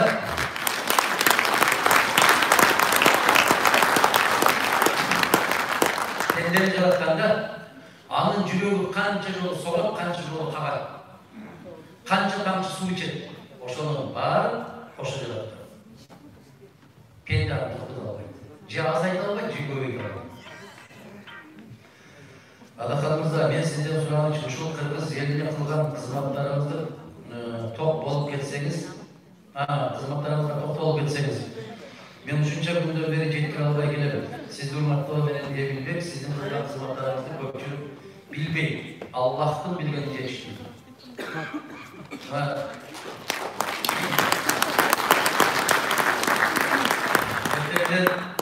Эрте менен балдар кичине бир нерсе тартып аткан экен. Ошол жерге сүрөткө түсүрүп бересиз дегенде, ошол Сулайман Тоо жакка чыгып баратып, Сулайман Тоо мешитин карап, мына ошол Сулайман Тоо мешитинин курулушун, ушунун делилгесин Раматуллов менин атам баштаган эле десе, ошондой көрөйт. Анан эмне үчүн биздин казылар, биздин имамдар айтпайт дейт? Айтпайт. Аллах сактасын. Эгер кокуста кулагыбызга илип алалы, 10-чы январда ал кулум деп болуп калган болсо, китеп жазат менин атам жөнүндө.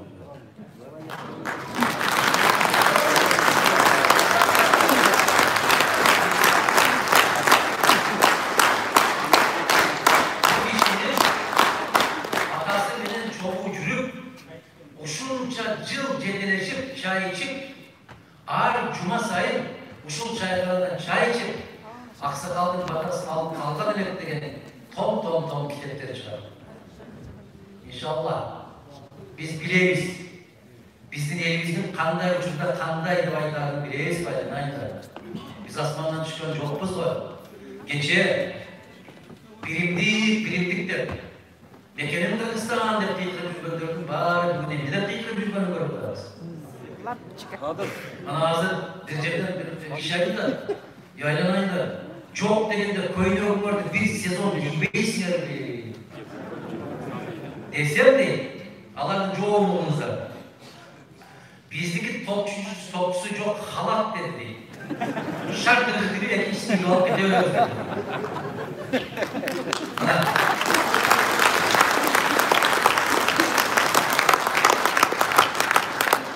Адыл деген биздин жакшы көргөн сыйлаган агабыз бар, ошол айылык кеңештин депутаты да, киши ошондой деп айтты досторго.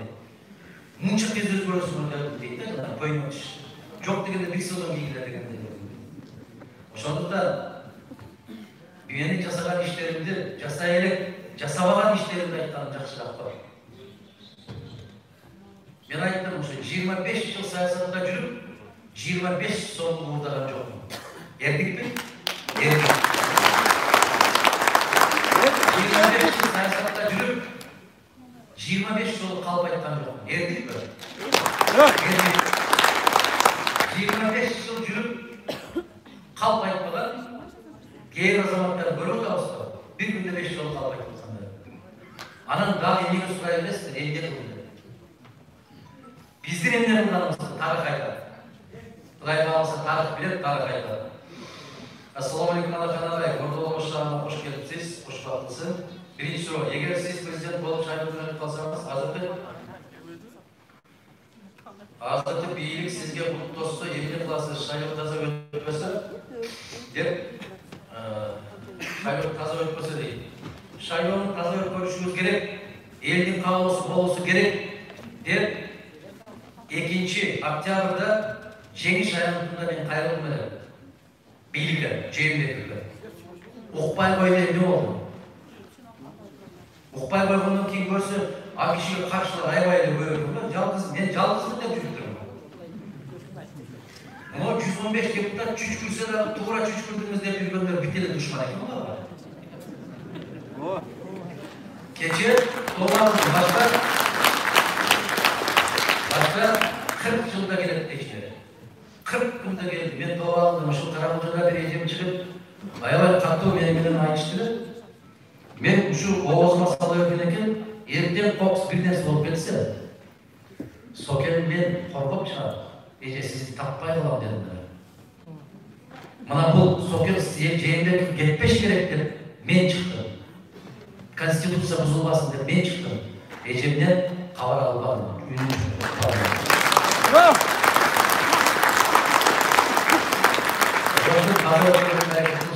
Ben sözümün başında aytdım. Tazda ötmesi biz hiç kaçan birlikte çıkarız.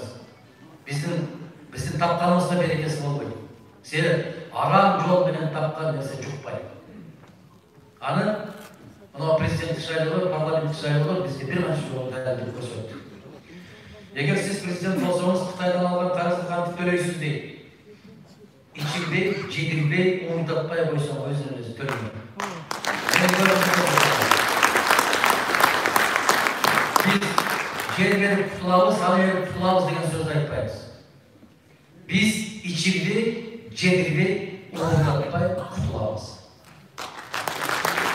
İnşallah. Benim jürümde olurken şu Xitayga karızdı men sizge işedim, siz söz prezident bolsanız şunday kalsa, oşo Xitaydan karızdan tutkarımız değil. Xitaydan karızdan kurtuluşumuz için daha bir yolu var, en jengil yolu. Özümüz karız bolmok. Özümüz karız bolmok. Emnege? Kanti karız bolup otasın? Şu nafsiga berilip gelip şaybolu karız bolup kalıp otasın. Şunday. Gelimizde taza yolu tanımayın kaldı. Kırgızistan'da taza yolu başlıyor. Jetçe, bol, koyun.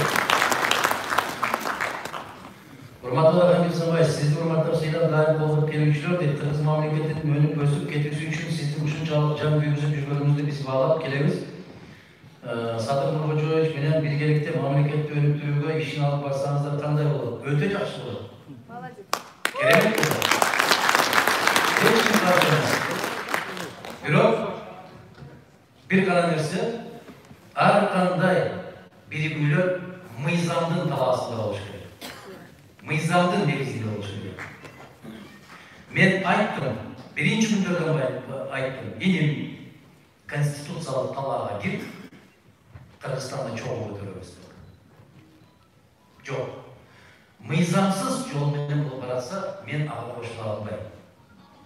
Mıyzamda gelse, kim bolsa şol olsun, men daim aytıp kelip, kuchağımızı açıp, Xudoy jalkaсын dep, seni ajrap ketkenге karaganda birigip ketkenди жараткан жакшы көрөт. Эл да жакшы көрөт. Эмне үчүн соцфонд пособие бербейби жатат дейт. Соцфонддун төрайымынын орунбасары кече жарыялады. Январь айында пенсия бере албайбыз деп. Assalomu alaykum. Birinchi kunlar. Ulatamiz. Keçe okutular mı? Pensiyonerler keçe okutular. Açaçlar okul ettiler. Bana töre ayımı rasmi türde ayıptı. Biz yanvarlı pensiyasını biri almayız. Eğer de Harcı Ministerliği bizge 1 milyar son vermese dedi. Bizge akça yok dedi. Emin aldan baleye kalsa gerek kadınlaşın. Size şair öğretmen Cumhurbaşkanı Çıkmaydı Bayısı'nda degen neyse olursa gerek. Kaçar yönlörtlük işgalımlar açılıp memleket Kırgız canlıları işlettiği. Kaçan tuğra taza düz şair öğretmen üstü. Şunda işteyiz. Pensiyonerlerge pensiya göğü, kaçan göğü ettik. Aylana öz vaktinde almalığa çazdı. Göğüleri öğretmen aldı. Nasıl? Allah'tan pensiyon almalığa çazdı. Kulturdan düşkün kança kayda akça getir, kança bölümünde altın rezervde durar değil. Anı bilgen işleriniz var şimdi.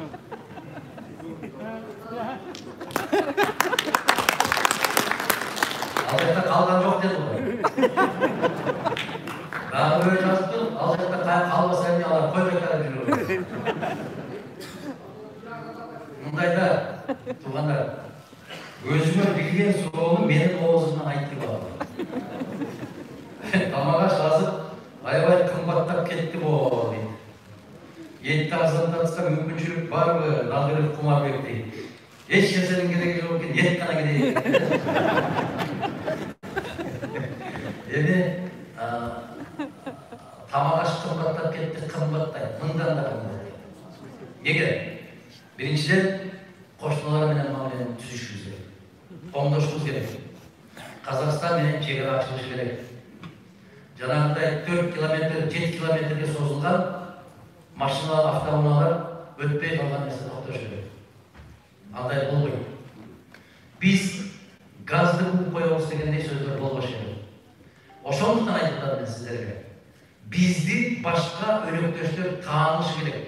Тааныш керек дегенди түшүндүрө албай атсам керек сиздерге. Бизди кантип тааныбайт дегендей. Сизди тааныйт. Мамлекетти тааныбайт. Çok bunlar.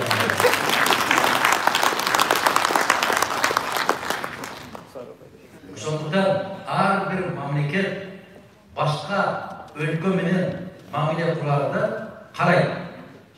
Bularda nizam var. Bularda nizamlı birlik var. Bular nizamlı sıylaydı. Bular eğer erken kol koysa, bulardan kol koyuğa hukuku var. Makamı tuğra gelir. Degen sözler oladı da, men Jönököy tilinden düşündüreyim sizlere. Sizler dile, koşnanız, bir köçede yaşayan koşnanız, kudalar gelip kalıptır, bir soyuş gerek olup kaldı, dep yüzünüzge gelse siz bilesiz de anlayın, sizdikin bir avlasını. Kiyinki bazarda dep koyup, kiyinki şahıslar erişti, bilesiz de. Ardından kuğup yürüp alalbasınızdı, bilesiz de. Oşon üçün min жылды айтасыз.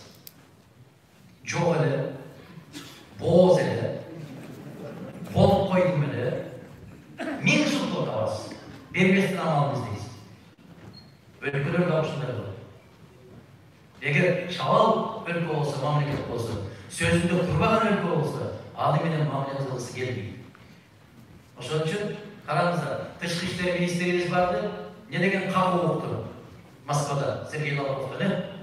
Gördünüzler. Spikirimiz vardı. Ne de getirdim? Ne de? Kaçar olsa Batışlık arasına, Amerika'nın arasına başlarına o iş çıkıyordu, Rusya iskerge gelip kaldı. Akça gerek degende Rusya'ya gelsin dedi. Okunar mı şunu?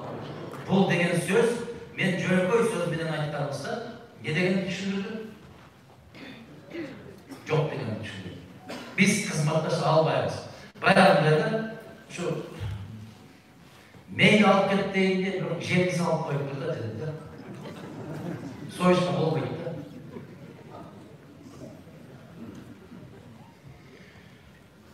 Adakan Kimsanbay Çoğuşlar Aymiyon'un Japarov'da kolduğu bardıq ofislerde agitatorlarga akça төлөп жатат. 2 milyar so'm төлөнгөн жок. не болды дейді. Ошол 2 миллиардты төлөп берем деген кишиден сураш керек. Мен алардын сүйлөшүп атканында жанында болгон жокмун.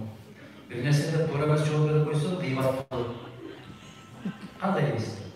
Туура.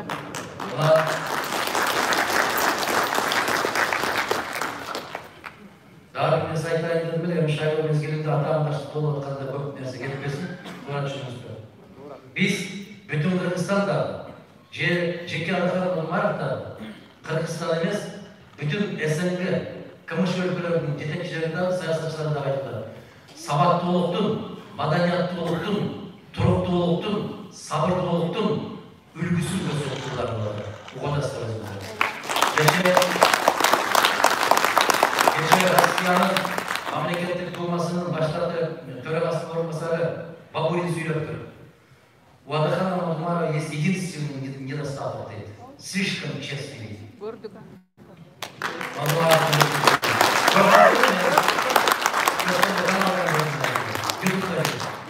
Саясатта анчалык чынчыл, анчалык таза болуш мүмкүн эмес дегендей айтылды. Мен эмес, Бабурин сүйлөдү. Уксаңыздар, ошону айта жүрсөңүздөр да. Эгер башка нерсени калтырмасаңыздар, мүмкүн мен кезем ушул тосулуп атасыңыздар ошол сөзүнө. Жакшылыкты айтса, укканда угуптур, ушундай деп айта жүрсөңүздөр. Суроо бергендерди токтотуп баштайбыз, себеби кайталанып кетишет. Убактыбыз да аябай таанылуу. Ассаламу алейкум дейт Адакан агай. Алейкум ассалам. Сиз этникалык кыргыз, биздин туугандар бүгүнкү күндө Кыргызстанда көп, ушуларга сиздин көз карашыңыз түптүз көз карашым. Мен ошол Кыргызстандын жараны, ал мейли кыргыз болсун, мейли өзбек, уйгур, тунган, татар, тажик болсун. Африкада жүрсө да ал Кыргызстандын жараны экенин билиш керек. Мына ошол. Мен сиздерге мына ошол театрдын алдында жана парламенттик шайлоодо жыйын өткөрүп атканда айттым эле. Аллах буйруп, биздин партия парламентке өтүп калса, паспорттун эски үлгүсүн кайтарабыз деп айттым. Бир жакшы жери, ошол талапкер болобу, саясатчы болобу, аларга менин аябай чоң жардамым тийип атат. Билесиздерби? Алардын эмне жасаш керек экенин айтып коюп атат. Бирок эгер сиздерге майдалап жооп бергим келбейт, эмне үчүн сен эртеси күнү алар үйрөнүп алат да ушуну айтат. Айырмасы ушунда болот. Менин айтканымды КТР бербей, алардын айтканын КТР эртеден кечке чейин сайрайт, анан сиздер ойлоп каласыздар. О, туура айтат деп. Туура айтып аткан жок, ал кайталап атат. Мына кечээ биздин сүйрөгөн сөзүбүз бар, КТРден өчүрүп салды деп аябай көп билдирүүлөрдү берип атат. Эми өчүрүп салса мен аларга укугум жок. Эмнеге өчүрдү десек айтат, кыска мезгилдин ичинде Нурмаровдун көрүүчүлөрү 200 миң болуп кетти. Өчүр деген сөз. Эми өчүр десе өчүп калбайт да. Мен айтып коесизби, жол катар, сүрөк. Мейли ал сүрөк кимдердики да илим. Кана кечээ Ошто ешкимге бербей илинип турган 3 партиялар бирөөсү да жок болду. Кеп ал сүрөктө эмес. Мен тооба кылдым, оозунан бир сөз чыгып кетти, ошону этият кылып отурганда, мына ошолор илинген бойдон көчөдө калып калсын дедим эле, алдын чактабы ошондой болду.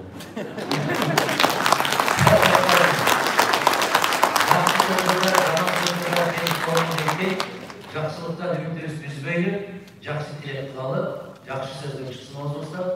Эми ошол илингендер ошол бойдон да илинип дайым айтып келет, Аллах ушуну буйруган болсун бизде.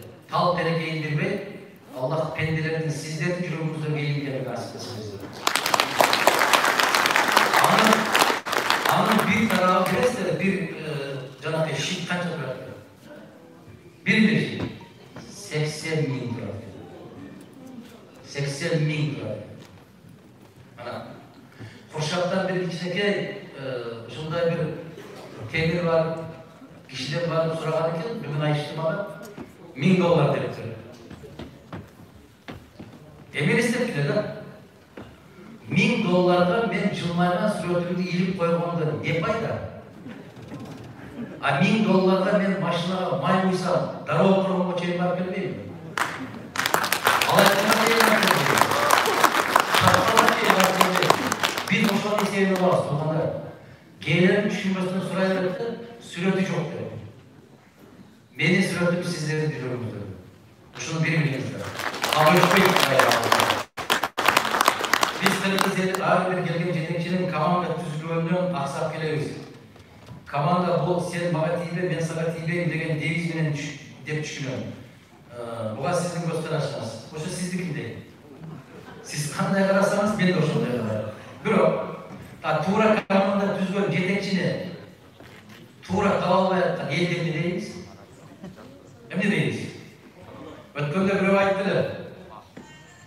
Bular emine geldi da tampını basma da biraz koyadını var dedi. Daha da bir bilarman ceza koydu. Tampını baskanları koyadırıp Çurkap yürgönlerinde boy uçu degenler.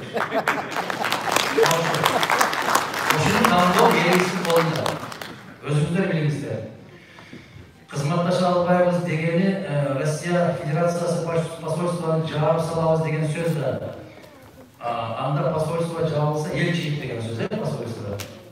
Migrantlarını çıkarıp joyga çevirdik. Ben ötkönde Moskva'ga varıp jolukanda bizdin jigitlerimiz, kızlarımız Benimle jollup oturup ayıştırdı ağay. Bayağıda Moskva'da Yandex taksi degen var. Oşol Yandex takside taksi aydap işlеген Kırgız jaranlarının sanı 75 bin eken. Alardın jetekçiligi geçe topolan bolgondan keyin bizge kabar жеткиришти дейт. Kırgız jaranlarının Kırgız Respublikasının айдоо көлүгүн жараксыз деп табабыз деп атат дейт. Düşündünüzler bu dediğin alabilir. Açık aytpayt da. Misal siz 2-3 gün bir жерде konup vardınız deydi de. Abdirde jengeniz, kendiniz, tajengeniz var. Şart şunday olup kaldı, kıyınaldığınızda 3 gün yatıp kaldınız dedi. 3. günü jengeniz çaynekli başka çara koyup da nasıl adam? Kolundan nam düşüp gitti. Je uçu çekesi çekti kaldı bir araya düşkeli falan çayırmanda siz düşünüyorsunuz da eski cansız da kent şikayet ediyorlar. Desem ayda ben kent de vatanı değil. Degen yoksun yok dedim de. Oşol siyahtu Kırgız ayda böyle bir canavar degen söz Keteğini beysinleri degen söz. Bana bizdeki toplandığım ki Rusya'nın mamlesi uçunda özgürlüğü. Biz talaba girmeyince Rusya'nın bir siyasat davranışçısı ayttım, açıktan ayttı, düzeltildi. Bana 300 bin Kırgız'ı çevirip koyalım işkeke. Konstitüsiya emlikenin, nizam emlikenin düşündürüp gerek diye ayttı uçtunuzlar mı? Mikheyev degen ayttı, doğru? Бұл дегендар баяғы мен айтқан ишара. Ассаламалейкум. Сіздің президент болушыңызға тілектешмін. Жапаров сіз туралы өзгөндө жакшы ой билдирди. Ал киши менен келечекте иштешүүгө даярсызбы дейт. Мен дагы бир жолу айтам. Ким мыйзам талаасында конституцияны бекем кармап, мыйзамды кылдай иш айтпай иштейин десе, кош болдум. Колдоого даяр. Кош болдум. Бирок биринчи мыйзам талаасына Ötkönde bile ушинтип жооп берсем айтат. Siz үчүн мен күйүп кетип баратам дейт. Эмнеге? Дайым мыйзам дей бересиз. Кичине мынтип бурулуп кетип анан болбойт андай. Болбойт. Же мыйзам кичине бузулат, же бузулбайт. Мыйзам бузулгандан кийин келечегибиз жакшы болбойт. Биз эмне деген үлгү көрсөтөбүз? Ertek bizden istiyor muğun gelip, bizden akıllı jigitler kızlar gelip. Aytpayбы, кезинде сен мыйзамды аттап өтпөдүң эле десе, эмне дейбиз? Жагдай ушундай болуп калды деп. Жок. Жагдайга карабай. Шариатта да ошондой.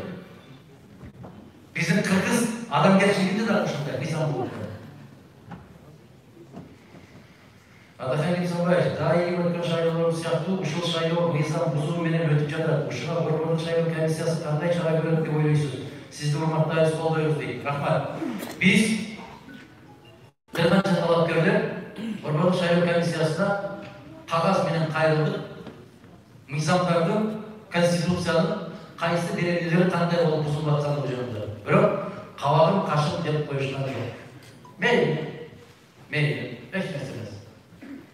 Убакыт келет. Мына азыр кезинде Аскар Акаевич 10-жыл президент болуп, кайрадан конституциялык сотко берип, менин мөөнөтүм канчанчы мөөнөт деп суроо койду да, эскерде улумдун эсинде бар. 2000-жылы. Десе конституциялык соттун судьялары биринчи эле жолу берди. Ошондо биз депутат элек айтты. Эки жерде 5 болушуну дүйнө билбейт экен, бирок Кыргыз конституциялык соту билет экен. 10 жыл болсо, мөөнөт 5 жылдан болсо, 2 жол чыгарган болобу? Жок, конституциялык сот биринчи деп чыгарып берди. Мына азыр да ошондой келип атат. Мен билбейм, Садыринин ушуну угуп атабы, укпай атабы, көрүп атабы, көрбөй атабы, билбейм. Бирок 20-дан 30-дан мугалимдерди жыйнап, 40-тан ар бир айыл өкмөттөн аксакалга барасың деп салык салып, ар бир таксист болдон иш алып келесиң деп эздик кыйнап атканын угуп атабы Садырин. Укпай атса, менин сүйлөгөн сөздөрүмдүн баары көрөт дейт. Садыриниме кайрылам. Мен дал ушундай кайрылуу менен Жээнбековке да айткам, Атамбаевке да айткам, Бакиевке да айткам, Акаевке да айткам. Токтот.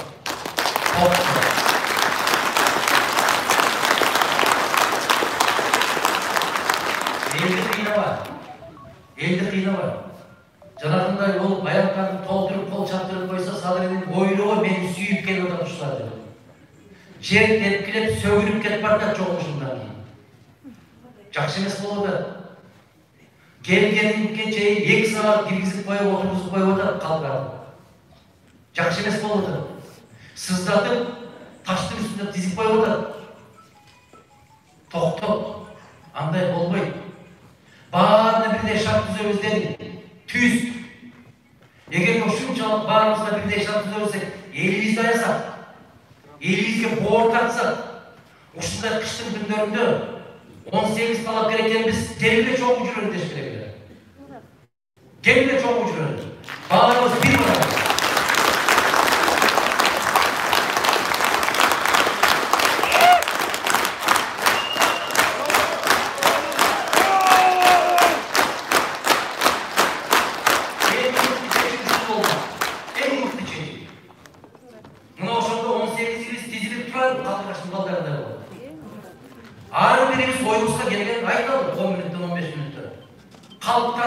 Таразаға салып алсын, таңдап алсын. Кімге дауыс бересің, ел өзі білсін. Жоқ, мен бар, мендер елешті. Андай болбайды. Егер де екінші жағы бар, ушунчалык суық күндөрү элибизге күйсөк, жерибизге күйсөк, жыйындарды токтотуп, мугалимдерди сыздатып какшатканды токтотуп, келиңиздер, ансыз да киши карабаган КДР деген бар. Киши карабаган ЛДР деген бар. Күндө кечинде телетай башталды.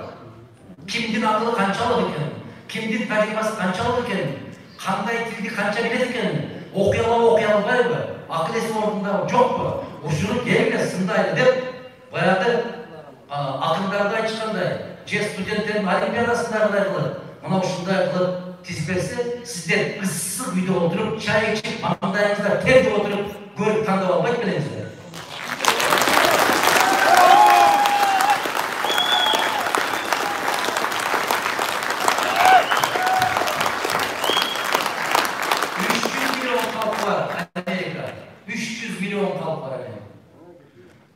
Ар президенттердин дебатын коюп коет. Телевизордон карап элек жыйынтык чыгарып алышат. Караңыздар. Азыр бизде ушундай бир пайда болду. Барасын барган жерине ушундай тыюу. Эл менен жолсаң болбойт. Неге болбойт? Кече болду, а бүгүн эмне болбойт? Ушундай да. Дагы деле кеч эмес. Мен барлык талапкерлерге бирдей кайрылам. Бирдей кайрылам. Келиңиздер, элди аябай. Элге күйөлү, какшатпайлы, сыздатпайлы, үшүтпөйлү, мектептин директорлорун кыйнабайлы десем sen kança alıp geldiler. Geldiler. Cürsök çok ucuz. Cürmösök. Geldi olsun. KTM'nin aldığı yerin akşasını yaşadı. Sizlerin çöktüğümüzden gelip artık akşa. İyi için ayaysın. Geldiler. Kırgızistan'ın prezidenti şaylarından manevur mesele çok mümkündür. Koy gününe saat 8'den 10'a 2 saat. Bugün salamatı saklı olarmanı söylüyor. Bugün bilim verimini söylüyor. Dışkı siyasatını söylüyor. Şekeranı söylüyor. Karcı meselesini söylüyor. Temalarda bölüp koylar çıksın söylüyorsun. Aytsın. El tanıdasın. Görsün, salıştırsın. Kanday değilsin.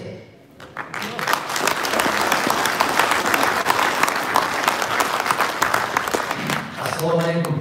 Beni salamlaşıp maktaba yerimizden taşlap bitireyim. Biz söylüyoruz, ayrılmaktan gelgen senin koruyucuların sana çünkü olup işimizge iyilik kalıyoruz. Çoğun çalışta oturup çıkıp Kırgız yerinde için jürümden hizmet kılarına işini benim koldurup geldik. Canaktan Allah Teala can olsun. Deyip biz Nokat rayonunun turgunları değil. Rahmat, Allah razı olsun. Nokat'ta joluguşumuz var. Köpücak'ta bir joluguşumuz var. Ondan keyin azı ballara karavanda kaç yerdekilerini görürüz. Nokat rayonu töre sayılı ardayısızlık oldu. Joluktan baras kütөбүз дейт. Айттым, Кудай кааласа, жол кабылсын. Ош окуясы боюнча иликтейсизби дейт. Ош окуясы боюнча эмес, 2005 жылды, 2010 жылды, кечеки 2017 жылды президенттик шайлоо кандай өттү? Парламенттик шайлоо 20 жыл кандай өттү? Баары иликтенет. 5 октябрда элде болду. Баары иликтенет. Мадумаровду kim bolsa da Madumarov bolbosun деп аткандарынын бир себеби ушундай айнымайт. Муну менен соогалашуу мүмкүн эмес дейт.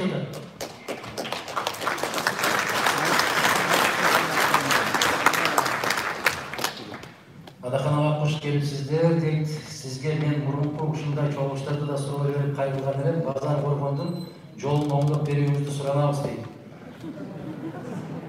Bazar korgonduk жерде экен. Ким келине кайрда? Касапчыга мал кайгы. Өзүбүз бараткан жолдон болсок, Каречке жан кайгы. Моокендин ичинин жолундагы мына ошол майлы суудан айланып өткөндөн баштап сузактын ичине эч бактыбыз ачылбай эле. Сиз бердиңизби деп атат. Ошол жолдордун баары оңолот дегенде мен сиздерге талапкер катарында жооп берсем айтмакмын да. Атыңызды жазып атпырсыз. Базар коргондун жолу эле эмес, жол оңдолуу эле эмес, үстүнөн чатыр дагы тигип берем деп. Жамгыр жааганда чатыр жабылып калат өзү. Жердештер машиналарды тизип коем чекесине. Калып. Ар бир талапкердин бергени батасы кызылдай калып. Ишендиңиздер. Мен ушуну айтып жаман көргөнмүн сиздерге. Качан дейсиздер, 2017 жылы. Пенсияңыздар 11 000 болот деди беле? Болбойт десе силер ушмун го мен. Болот десе болду кое бересиздер. Булар 24 миңден кылып берет, мен 25 миңден кылып берем деди беле? Ассаламу алейкум. Алып атасыңарбы? Ушуну тынар менен Кидала. Керемет ойдум. Ошол Рахман Разыковдун тынар менен, тили менен сиздер түшүнүңүздөр керек. Урматтуу көрөрмандар, азыр зарядыбыз түгөнүп жатат. Отура бериңер. Болот экен. Андай болбойт деген мени жаман көргөн. Каалоо экен Арсланбек Миңбаев деген ыр жазыптырсыз, каалоо тилектерди жазыптырсыз. Мен муну жеке өзүм менен ала кетейин. Көпчүлүк элдин убакыт. Мен сиздерди аябай атам. Үшүңүздүр. Саламатта туруңуздар, урматтуу көрөрмандар. Азыр бүтөт болуш керек. Канал бузулуп калып электи. Акыркы. Сиздерге урматтайм, сыйлайм. Сиз Кыргызга берген жаралган жалгыз инсансыз. Көп нерсеге көндүм, ошол мактоо сөздөрүнө көнө албай калдым. Саламат. Таштап кете берейин дейм дагы. Үрүн эле окуп берейинчи. Құдай болып бажауыз болып қалуымызды аябай қалай тілеп, еліміз сізді шайлаған болса, чыныға жолын, чыныны көрігөштір. Кен келешекті жана ең таза Саламатта туруңуздар, урматтуу көрөрмандар. Эртеге чоң алайдан жолугабыз. Чаңгамыз байкабаста қар болбой, кайран элди